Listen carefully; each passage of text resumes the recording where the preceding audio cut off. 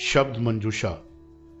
बहुत से लोग बंदी हैं क्षणभंगुरता के, इसलिए वे चलते हैं और गिर जाते हैं। लेकिन क्या कोई ऐसे इंसान को मृत कह सकता है जो अपने पीछे अमिट शब्द छोड़ गया हो?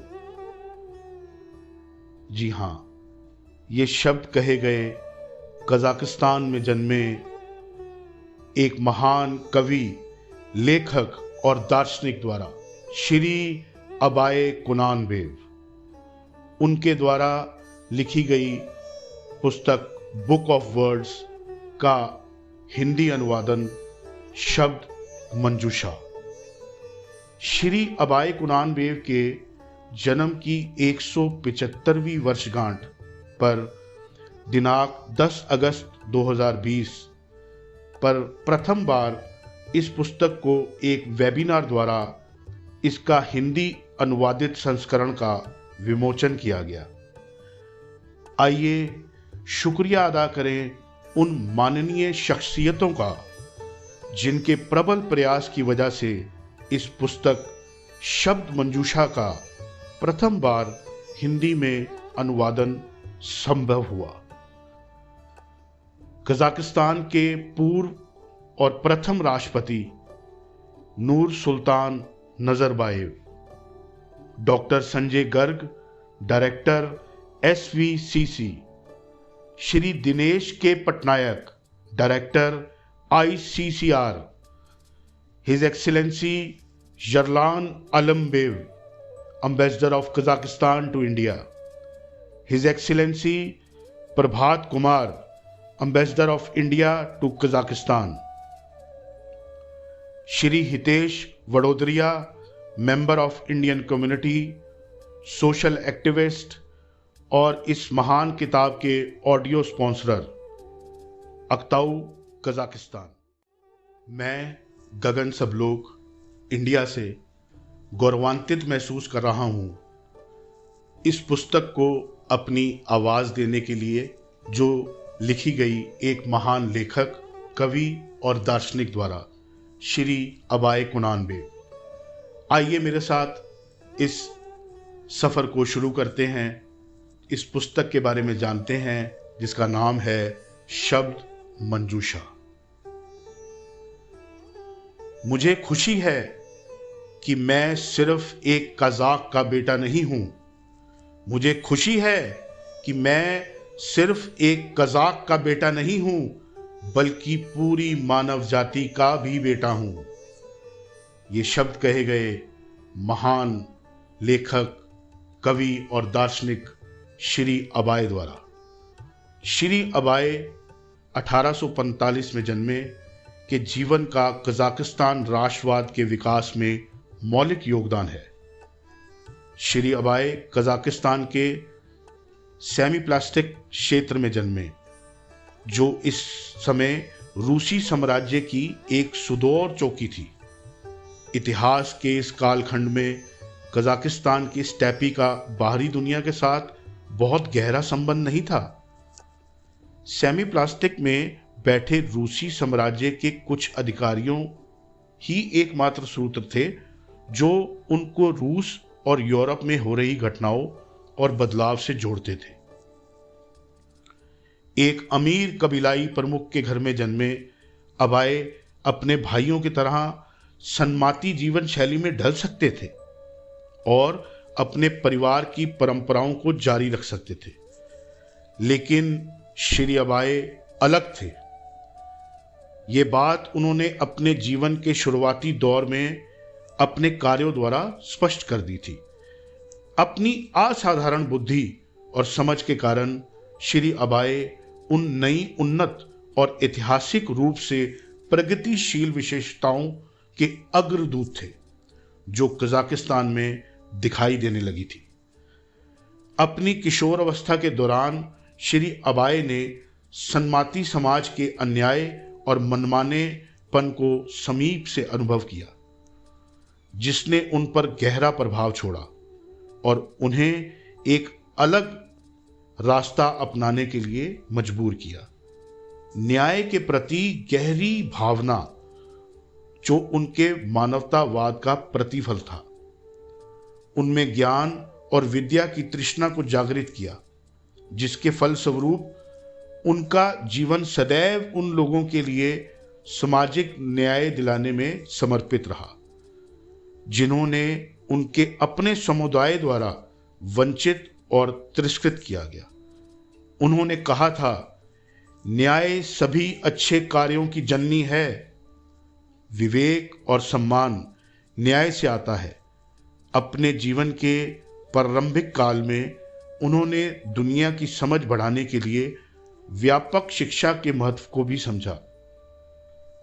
रूस और यूरोप के प्रसिद्ध लेखकों की कृतियों का पाठन उन्होंने किया और उनके दृष्टिकोण को समझा, जो उस समय कज़ाक में मौजूद नहीं थे।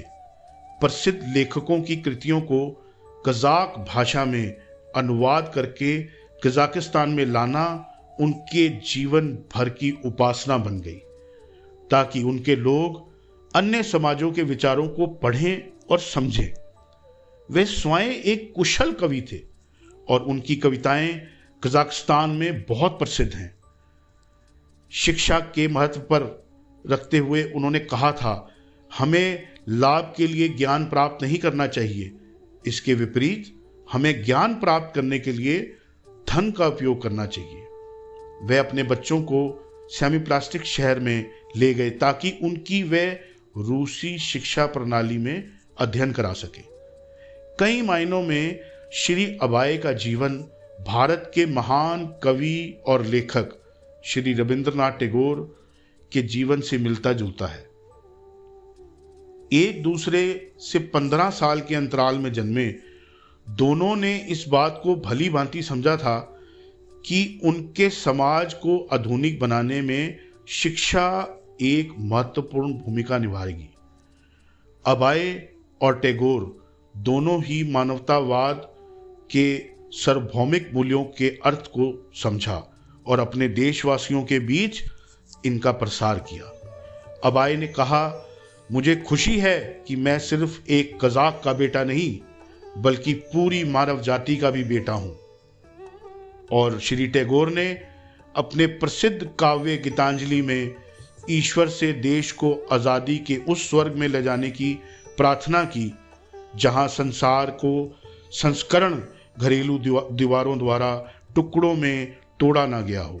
दोनों के विचारों में कितनी समानता है।